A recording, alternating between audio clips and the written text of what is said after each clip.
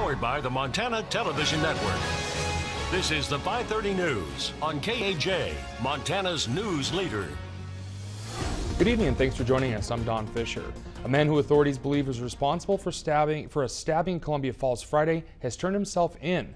Flathead County Sheriff Chuck Curry says deputies were called to an outdoor party shortly around 10 p.m. on Friday for reports of a stabbing. Sheriff Chuck Curry says an investigation into the incident on Trumbull Road showed that a 23-year-old Kalispell man had been stabbed a dozen times after being attacked at a party by a 20-year-old, now identified as Spencer Blaley, also of Kalispell. The victim was taken by private vehicle to Kalispell Regional Medical Center, where he has undergone surgery and is in stable condition.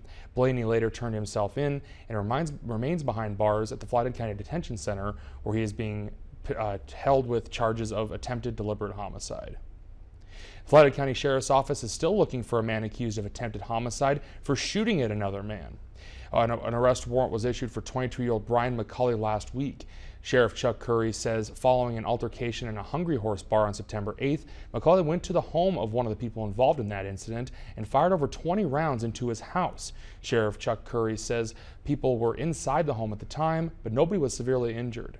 Thankfully, in this incident, no one was struck by any of the bullets. There were a lot of them. I think we recovered 28 shell casings. They were fortunate, and again, that's why there's an attempted deliberate homicide charge pending against Mr. McCulley. And Curry says McCulley has violent tendencies and should not be approached. He is thought to be in or around the Canyon or Columbia Falls area. Anyone with information is asked to call your local authorities immediately or reach out to the Flathead Crime Stoppers to remain anonymous by calling 758-TIPS. A man who verbally assaulted and fled police in Columbia Falls after his dog viciously attacked another dog is now facing several charges. Police report around 4 p.m. Friday they responded to a vicious dog complaint near the veteran's home, and the owner of a pit bull that had attacked another dog ran from officers. Officers used a taser to subdue the man and his pit bull, but the dog tried to attack one of the officers. Columbia Falls Police Chief Clint Peters says that's when the dog was tased. Following the taser cycle, Peters says the dog lunged again towards the officer when the dog was shot. It's unfortunate that an event like this happens. Our officers responded and tried to have the person put the dog in the back of a vehicle so it was secure, because we knew that the dog was already agitated. The subject decided not to, became combative with officers verbally, and then ran on foot.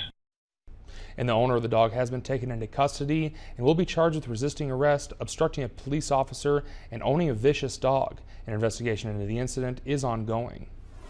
A big shakeup for University of Montana football program, as Coach Bob Stitt's contract will not be renewed for the 2018 season. University of Montana Director of Athletics Kent Haslam announced the move on Monday. Stitt came to Montana after 15 seasons as the head coach at a Colorado School of Mines. He compiled a 21-14 record at Montana with a 14-10 mark in the Big Sky Conference. The Grizzlies lost to Montana State on Saturday for the second straight season and have missed the FCS playoffs for 2 years in a row. Derek Berkeley will have more on the move coming up later in sports. And we should continue to see some rain and snow throughout a busy travel week. For more on what you can expect, let's toss it over to Russ Thomas with a look at his first forecast. Russ? Yeah, tell you what, a wet, gray day across western Montana, and it does look like that trend is going to continue at least into Wednesday and more than likely into Thanksgiving as well. We look at our temperatures, pretty uniform in the upper 30s to low 40s. Couple spots a little cooler, a little warmer than that. But again, a lot of cloud cover today, rain coming down, snow in the higher elevations. Now, I do think as we move through the week, snow levels are going to rise up to the higher elevations. In the meantime, look at our satellite and radar. You see it right here. Rain moving through, more on the way. And of course, we'll have your complete forecast coming up in just a few minutes. Okay, thank you, Russ. A jury has found former Florence doctor Chris Christensen guilty on all charges, including homicide for overprescribing and misprescribing prescription drugs. MTN's Augusta McDonald was in court today and has been following the story, and she has it for us now. With the jury's decision today, Christensen could be sentenced for up to 405 years. The direct reflection of this case is you can't do this. And I think the medical community, or I know the medical community, recognizes this is an outlier. This guy was an outlier. This was not the norm. That total stems from 22 charges, 2 negligent homicide, 9 counts of criminal endangerment, and 11 counts of distribution of dangerous drugs following the trial that lasted 4 weeks. Christensen's clinic was raided in 2014. Hundreds of charges were initially brought against him, but were dropped when the trial started. This is a nice day of justice for a number of these victims, including Greg Griffin and Kara Philbrick, who are no longer with us. I think their families can take a little solace that somebody's paying attention, that this jury paid attention and is speaking up on their behalf. The mother of one of the negligent homicide victims testified earlier in the trial and says she is grateful for prosecutors and the criminal justice system for how it delivered justice for her son. I will see Greg again someday. Reporting in Hamilton, I'm Augusta McDonald for MTN News. And his sentencing is set for December 27th. And a major piece of budget balancing package approved last week by the legislature is already being challenged in court. In last week's special session, lawmakers passed a bill to transfer $30 million from the state workers' compensation fund's investment portfolio to the state treasury. But now the Montana State Fund is suing to block that charge, calling it illegal and unconstitutional. The state fund is a quasi-governmental agency that writes work comp insurance for about 26,000 businesses in the state. And the suit says that Montana's fund investment money is the property of its policyholders and cannot be used to pay for government services. Governor Steve Bullock proposed the transfer and lawmakers approved it last Wednesday. A spokesperson for Bullock said Monday that his office has serious concerns about the propriety of the lawsuit. A state judge on Friday rejected the fund's request for a temporary order blocking any transfer of the money and set a December 4th hearing on the case. In the past year, there have been 20 confirmed suicides in Lake County's Native community. Where it was once something whispered about, it is now an issue that's openly discussed in state government, in schools, and in Montana's reservations. It has to be. Montana's suicide rate is among the highest in the nation, and the numbers climb even higher in Indian country. There's a new effort to identify the factors that play a role in these tragedies. It's called the Zero Suicide Initiative, and where it's going to take a lot of hard work, the conversation on how to save lives is now underway. While this is a really sad time for us, it is also an opportunity for us to really put a mark in the sand and do business differently. And tonight at 10, Jill Valley goes on special assignment where she will meet a family still heartbroken over the loss of their son, brother, and friend.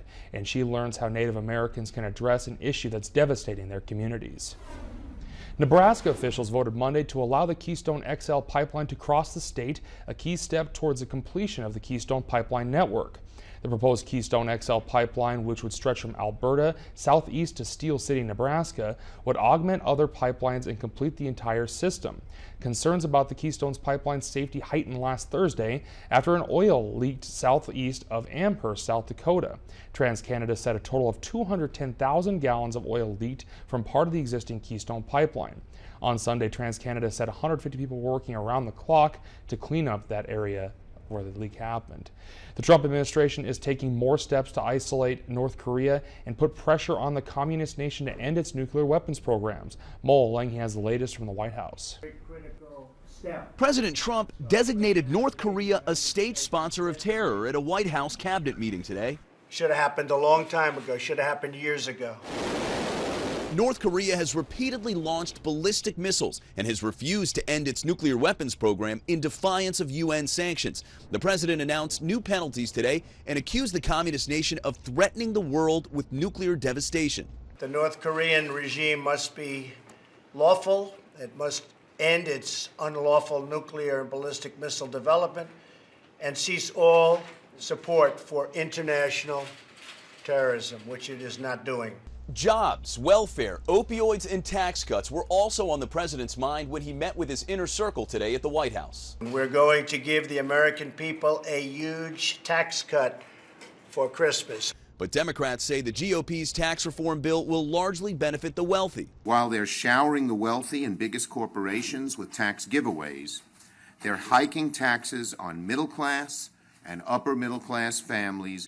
The bill still needs to pass through the Senate before the president can sign off on it. Mr. Trump said the final product will bring urgent relief to hardworking families. Mo Olengi, CBS News, the White House.